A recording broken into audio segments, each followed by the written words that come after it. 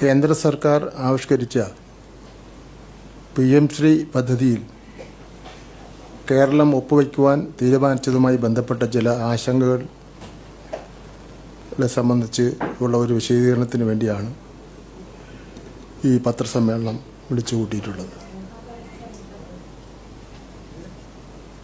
എന്തുകൊണ്ട് ഈ തീരുമാനം എടുത്തു എന്ന് കേരളത്തിലെ പൊതുവിദ്യാഭ്യാസ നയങ്ങളെ ഇത് എങ്ങനെ ബാധിക്കുന്നു എന്നും വ്യക്തമാക്കാനാണ് ഈ വാർത്താ സമ്മേളനം. നമ്മുടെ കുട്ടികൾക്ക് അവകാശപ്പെട്ട ആയിരക്കണക്കിന് കോടി രൂപയുടെ കേന്ദ്ര ഫണ്ട് തടഞ്ഞു വച്ചുകൊണ്ട് കേരളത്തെ സാമ്പത്തികമായി ഞെരുക്കുവാനുള്ള കേന്ദ്ര സർക്കാരിൻ്റെ നീക്കത്തെ മറികടക്കുവാനുള്ള തന്ത്രപരമായ ഒരു തീരുമാനമാണിത്.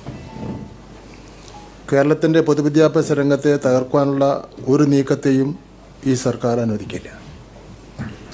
അതോടൊപ്പം നമ്മുടെ കുട്ടികൾക്ക് അർഹതപ്പെട്ട ഒരു രൂപ പോലും നഷ്ടപ്പെടാനും തയ്യാറല്ല.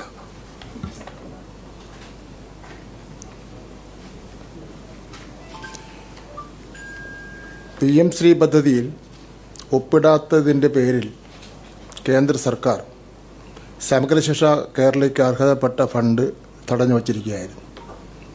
2023-24 വർഷം കേരളത്തിന് നഷ്ടമായത് 188 കോടി 58 ലക്ഷം രൂപയാണ്. 2024-25 വർഷത്തെ കുടിശ്ശിക 513 കോടി 54 ലക്ഷം രൂപയാണ്. 2025-26 വർഷം നമുക്ക് ലഭിക്കേണ്ടിയിരുന്ന 456 കോടി 1 ലക്ഷം രൂപ ഇവയും തടഞ്ഞു വച്ചു. ആകെ 1158 കോടി 13 ലക്ഷം രൂപയാണ് ഇതിനകം നമുക്ക് നഷ്ടമായത്. PM ശ്രീ പദ്ധതി 2027 മാർച്ചിൽ അവസാനിക്കും. ഇപ്പോൾ ഒപ്പിടുന്നതിലൂടെ സമഗ്ര ശിക്ഷയുടെ കുടിശ്ശികയും 2 വർഷത്തെ PM ശ്രീ ഫണ്ടും ഉൾപ്പെടെ 1476 കോടി 13 ലക്ഷം രൂപയാണ് സംസ്ഥാനത്തിന് ലഭ്യമാകാൻ പോകുന്നത്. 1476 കോടി 13 ലക്ഷം രൂപയാണ് സംസ്ഥാനത്തിന് ലഭ്യമാകുവാൻ പോകുന്നത്. നിലവിൽ കേന്ദ്രം സമഗ്ര ശിക്ഷയ്ക്ക് നൽകാമെന്ന് ധാരണയായിട്ടുള്ളത് 971 കോടി രൂപയാണ് ഇന്നലെ ധാരണയായത്. നമ്മുടെ പൊതുവിദ്യാലയങ്ങളിലെ 40 ലക്ഷത്തോളം വരുന്ന പാർശ്വവൽക്കൃത വിഭാഗത്തിൽ നിന്നുള്ള കുട്ടികളെയാണിത് നേരിട്ട് ബാധിക്കുന്നത്.